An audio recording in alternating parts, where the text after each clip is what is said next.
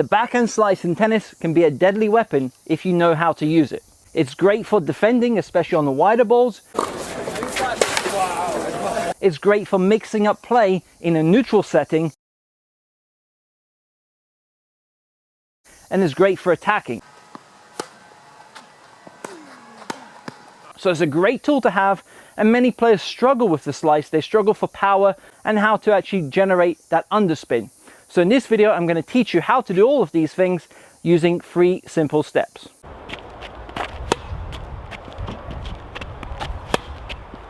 Hey everyone, Coach Simon here with Top Tennis Training, so let's get stuck in right away. Now before we get into step 1, it's all about the grip, the way we hold the racket on that slice. So the ideal grip for the backhand slice is the continental grip. This is the same grip that we serve with and we volley with. This grip will allow me to have that stable hand and stable wrist at the point of contact. So now that we have the ideal grip, it's all about step 1, which is the preparation. Now if it comes to the backhand and you decide to hit a slice, the initial step will be to get from this forehand grip into your continental grip. And this is where the top hand really does its job. It's holding the throat of the racket, and it allows me to go from forehand into that continental very easily. At the same time that I'm changing grips, I can have my racket start the preparation, and I can have my shoulder starting that turn towards the net.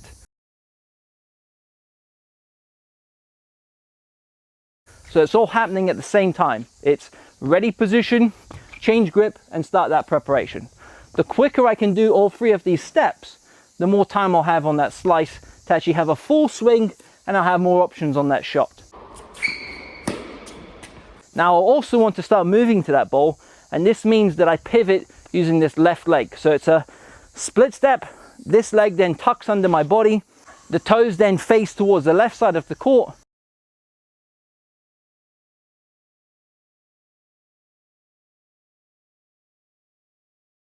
And I can start moving to the ball with normal running steps. And also from the very start of the swing, try to keep your racket head higher than the grip level, which will give you leverage or force over that oncoming ball.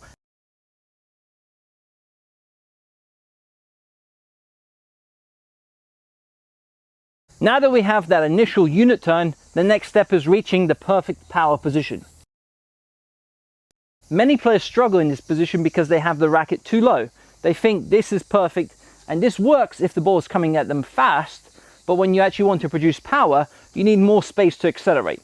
And that's why the ideal power position is one above the left shoulder.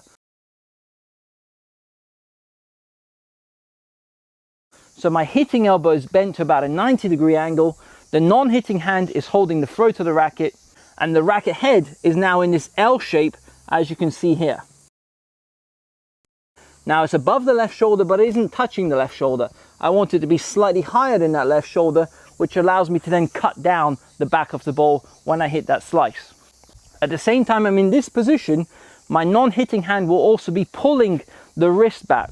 So I can be in this position here, or I can have my left hand actually pulling the racket back, creating some tension in the wrist, which is almost like the rubber band effect. You pull back the slingshot and you release the slingshot. And by pulling the racket head back and down with my left hand, what happens is I'm creating that tension so that when I release that top hand, I have that slingshot effect.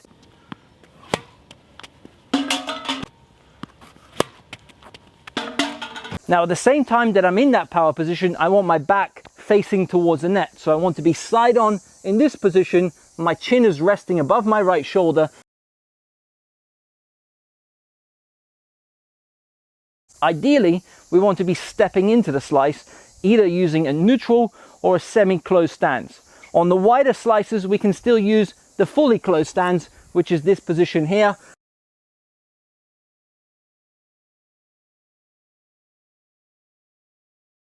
And this actually allows me to cover more distance, hit that shot, and then recover. So the 3 main stances you want to master is the neutral stance,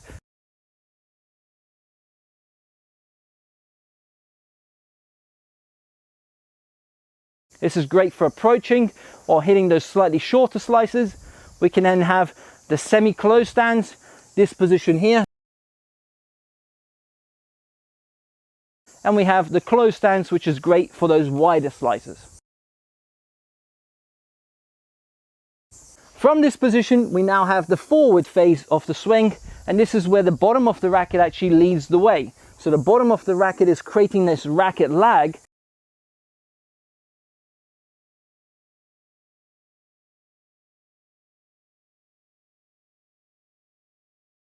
It's almost as if the bottom of the racket is going to hit the ball instead of the strings. Now, the longer I can keep this lag, the more leverage I'll get on that slice. Now, ideally, we make contact out in front of our body.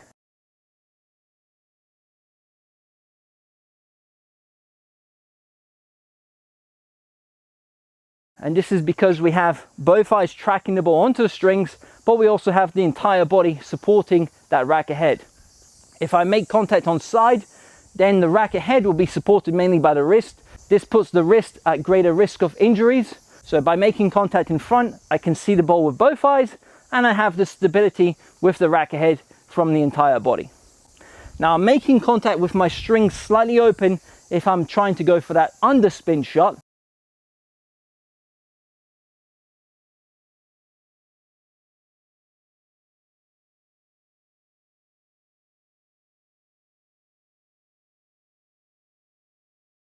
Or my strings more neutral if I want to have that powerful, aggressive slice.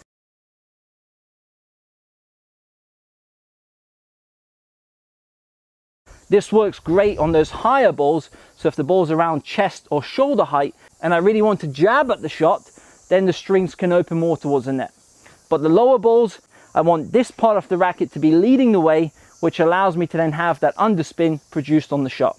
From the contact point, I now want to finish across my body. This is for 60% of your slices. You want to start high, so it's this high to low swing path. Now, some coaches will teach you to hit through the shot, and this works great when you're learning the slice, and it works great on those lower balls, but it's very hard to produce power and be aggressive on those higher balls when you're trying to guide it. So on those higher balls, chest height to waist height, we can actually cut down the back of the ball and use the elbow almost like a pendulum effect. It becomes from this position to this position here. And as you can see, the elbow finishes on the right side of my body. I'm not extending towards my target. Now, when the ball is slightly lower around hip to knee level, I may start above the left shoulder, but as I make contact, I can then extend more towards my target because I still have to lift the ball over the net. So it becomes a high to medium swing.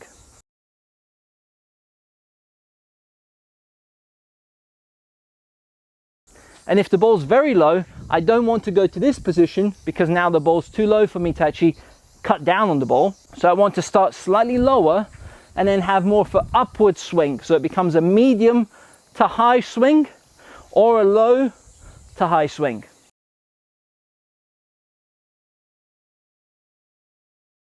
And this is for when the ball's low and I'm just struggling to pick up the ball, but I still want to use that slice. Now, at the same time, we want to make sure that we don't allow the racket to flip over when we hit that slice. The last thing you want to do is hit the slice and allow the racket to go from this position to this position. That becomes more like a flick. You'll lose control and you'll lose the accuracy. So keep the racket head on the left side of your hitting hand. You also should use your non-hitting hand to balance the upper body. What we want to avoid doing is doing this, where the left arm swings around, and this causes the shoulders to open and you lose control of that shot. So it's left arm going back and down, whilst the right arm is going forward and down.